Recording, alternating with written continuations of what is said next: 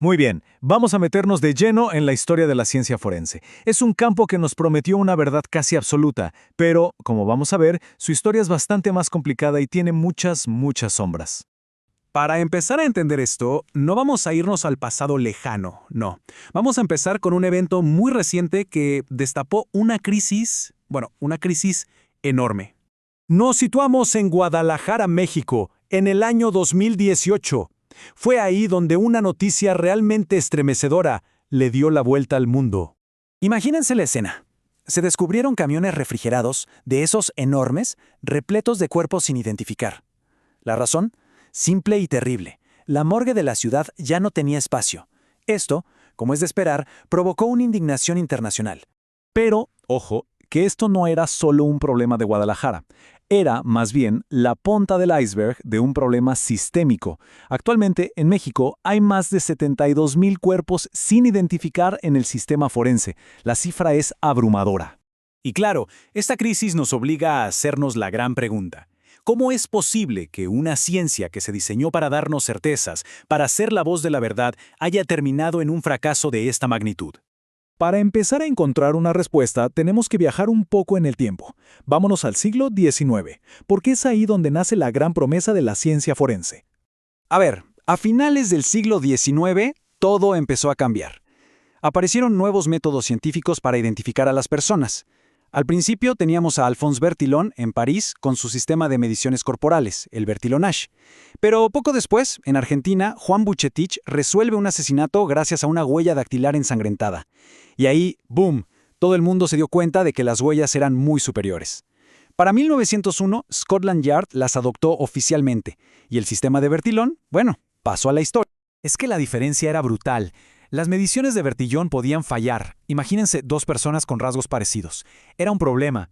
En cambio, las huellas dactilares demostraron ser mucho más confiables. Se suponían que sus patrones eran únicos y permanentes. Claro, siempre y cuando la huella fuera de buena calidad y el experto supiera interpretarla. Y así fue como se consolidó una idea potentísima, una que resuena hasta hoy. La idea de que la evidencia física eran testigos mudos que no mienten, como dijo el criminólogo Alfonso Quirós Cuarón. O sea, la prueba material era vista como la verdad objetiva, pura, imposible de corromper. Pero, como en toda historia, hay un lado B.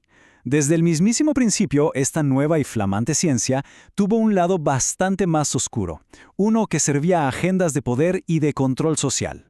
Y aquí está el meollo del asunto. La ciencia forense nació con una doble cara. Por un lado, estaba la promesa de la verdad, identificar criminales con objetividad, resolver crímenes.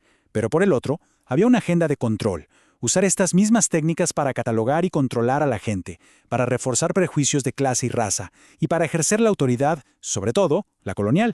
Y es que las primeras prácticas forenses se mezclaron con ideas muy peligrosas. Por ejemplo, las teorías de César el Hombroso, que eran pura pseudociencia, decían que se podía identificar a un criminal por sus rasgos físicos, justificando así cualquier prejuicio. Además, y esto es clave, las huellas dactilares se usaron masivamente por primera vez en la India colonial por los británicos. El objetivo principal, controlar y fichar a la población local. La prensa de la época ayudó a crear este mito, llamando a las huellas la marca de Caín, dándoles un aire de certeza casi divina, infalible. Bueno, con esa fe casi ciega en sus métodos, la ciencia forense avanzó durante décadas, pero a finales del siglo XX aparecieron dos fuerzas muy poderosas que iban a sacudir sus cimientos por completo. La primera gran ruptura fue, sin duda, la revolución del ADN. De repente, apareció una herramienta de identificación con una potencia y una precisión nunca antes vistas. Se usó por primera vez en un caso penal en 1986 y casi de inmediato se convirtió en el estándar de oro. Era la nueva vara con la que se iba a medir todo lo demás. Y aquí vino el balde de agua fría. En 2009, un informe de la Academia Nacional de Ciencias de Estados Unidos fue demoledor. Básicamente lo que dijo fue, miren, con la excepción del ADN, muchas de las técnicas forenses que hemos usado por años carecen de una validación científica rigurosa. Dependían demasiado de la opinión subjetiva del experto, tenían tasas de error que nadie conocía y eran muy vulnerables a los sesgos. El punto crucial fue que cuando se empezó a usar el ADN para revisar casos antiguos, se descubrió que muchas condenas basadas en otros métodos estaban equivocadas. Imagínense el golpe. Se desató una crisis de confianza total. Pero al mismo tiempo que ocurría esta crisis de confianza, otro movimiento estaba tomando fuerza. Uno que le daba la vuelta por completo al propósito de la ciencia forense, ya no al servicio del Estado, sino de las víctimas de la violencia de ese mismo Estado. Y esto fue una verdadera revolución. En los años 80 surgieron grupos como el Equipo Argentino de Antropología Forense para identificar a las víctimas de las dictaduras. El objetivo cambió radicalmente. Ya no se trataba solo de encontrar culpables, sino de garantizar el derecho de las víctimas a la verdad y a un entierro digno. Y este movimiento fue tan importante que impulsó la creación de estándares internacionales, como el Protocolo de Minnesota de la ONU, que hoy exigen independencia, transparencia y rigor en las investigaciones forenses de derechos humanos. Y con todo este contexto histórico, ahora sí podemos volver al principio, a esa crisis de los tráileres en México, porque ahora la podemos entender de una forma mucho más profunda.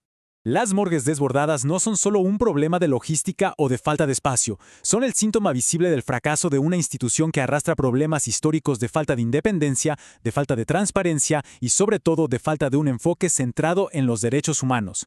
Entonces, ¿qué se puede hacer?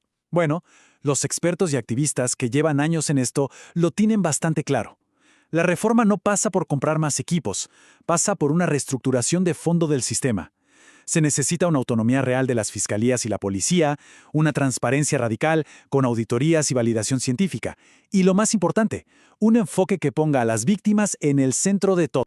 Un caso que ilustra perfectamente este choque de narrativas es el de los 43 estudiantes de Ayotzinapa en 2014. Aquello se convirtió en una verdadera batalla forense. Por un lado tenías la verdad histórica que presentó el Estado, y por el otro los hallazgos de expertos internacionales independientes que la contradecían por completo. Ayotzinapa le mostró al mundo cómo la ciencia forense puede usarse para legitimar una versión oficial o en las manos correctas para desmantelarla. Y esto nos deja con una última reflexión. Si la evidencia, esos testigos mudos, no puede hablar por sí misma, entonces cuando no se la escucha, ¿quién es el responsable de ese silencio? La responsabilidad recae, inevitablemente, en las instituciones y en los expertos que tienen el poder de interpretarla.